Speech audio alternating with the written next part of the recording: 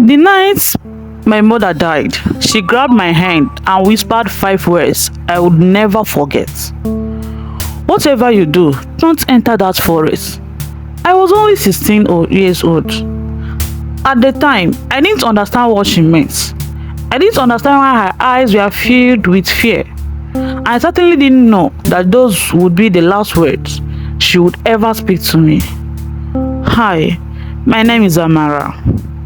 I grew up in a small village called Omoma, a peaceful village surrounded by numerous trees, red earth and thick green forest. The villagers were farmers. We grew yam, cassava and maize. Children played near the stream during the day.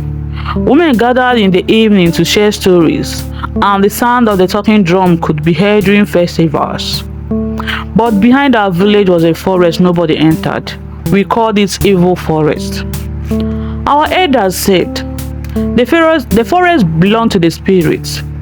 Hunters who accidentally crossed its boundary were warned never to look back behind them. Farmers avoided it. Children were forbidden from going near it. And every year during the New Yam festival, the elders placed offerings at its entrance. Nobody questioned the tradition until my mother died. She had been sick for several weeks. At least, that's what everyone told me. One evening, I returned from fetching water and found her lying on the floor. I screamed for help. The villagers carried her to the healer. But before we could reach the house, she opened her eyes. She grabbed my wrist with surprising strength. Her eyes were wide with terror. Amara. Yes, Mama. Listening to me. I leaned closer. Whatever you do. She struggled to breathe. Don't enter that forest. Then her hand went limp. She died before sunrise. 3 days later, we buried her. But that was when the strange things began. Every night, at exactly midnight, I heard someone calling my name. Amara. The first night, I thought I was dreaming. The second night, I heard it again. Amara. On the third night, I recognized the voice. It was my mother's voice. Amara, my child. I jumped out of bed. I ran outside. The village was silent. The moon was bright. And at the edge of the forest stood a woman wearing the exact red wrapper my mother had been buried in. I couldn't breathe. Mama? The woman slowly turned around, but before I could see her face clearly, she disappeared into the darkness. The next morning, I told my grandmother. Instead of comforting me, she slapped me. Never mention this again. I held my cheek. Grandmother, why? She looked towards the forest. Her voice became a whisper. Because your mother didn't die from sickness. My heart stopped. What do you mean? She looked at me for a long moment. Then she said, your mother was killed because she discovered the secrets of that forest. I couldn't sleep that night. My grandmother refused to explain anything else. Whenever I asked about my mother, she simply said, some things are better left buried. But I couldn't believe it alone. My mother had never been afraid of anything. She was a strong woman. She had raised me alone after my father disappeared when I was 3. She never spoke badly about him. Whenever I asked where he was, she would simply say, your father belongs to the past. Now for the first time, I wondered if my father's disappearance had something to do with the forest. Just before midnight, I heard the voice again. Amara. But this time, it wasn't outside. It was coming from beneath my bed. I froze. Slowly, I bent down. There was nothing there.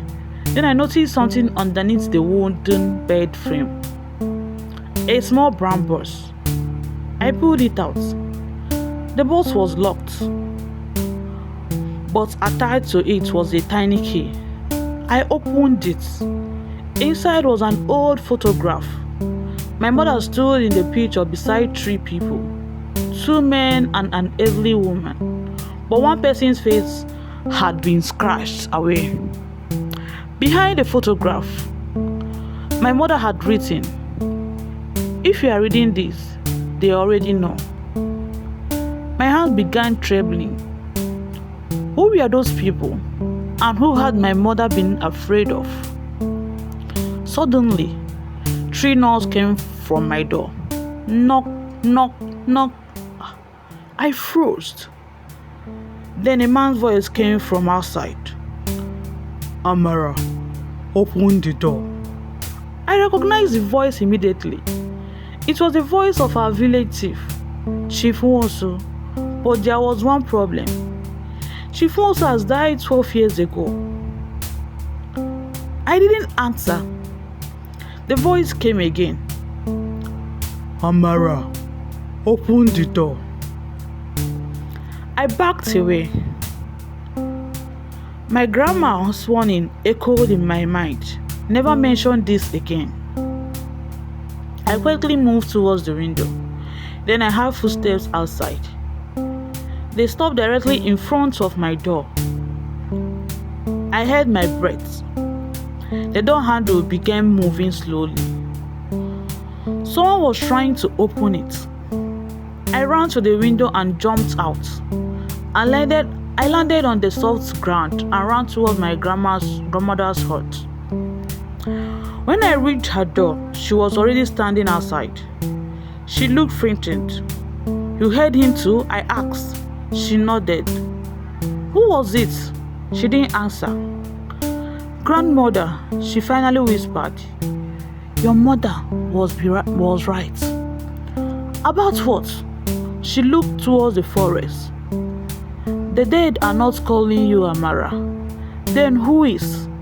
She stared into my eyes. "People who want you to believe the dead are calling." Before I could ask another question, a loud drumbeat came from the village square. Boom, boom, boom. Everyone came outside. The village chief's son, Obinna, stood in the middle of the square. His face was pale. My father's grave has been opened. Everyone gasped. We ran to the cemetery. The chief's grave had been dug up, but there was nobody inside. Only a red piece of cloth, the same color as my mother's burial wrapper. I looked at my grandmother. She looked at me, and I knew this was not a coincidence. The next morning, I went to see the oldest man in the village. Her name was Mama Ebele. She was over 19 years old. She had been almost everything that had happened. She had seen almost everything that had happened in Umoma. When I showed her the photograph, her hands began trembling. "Where did you get this?" My mother left it for me. My baby looked forward the door. Then she locked it. "Your mother promised she would never tell you." "Tell me what?" She sighed. "Many years ago, your mother discovered something inside the forest." "What?" "Gold." I laughed nervously.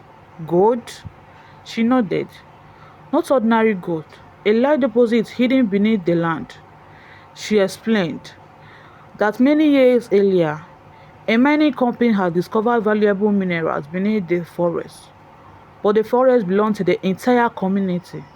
Instead of informing everyone, some powerful men secretly made plans to take control of the land. The village chief at the time was involved, so we had several many wealthy men. But my mother discovered their plan. She tried to expose them, And that's when people began disappearing. My mother eventually found evidence that could destroy everyone involved.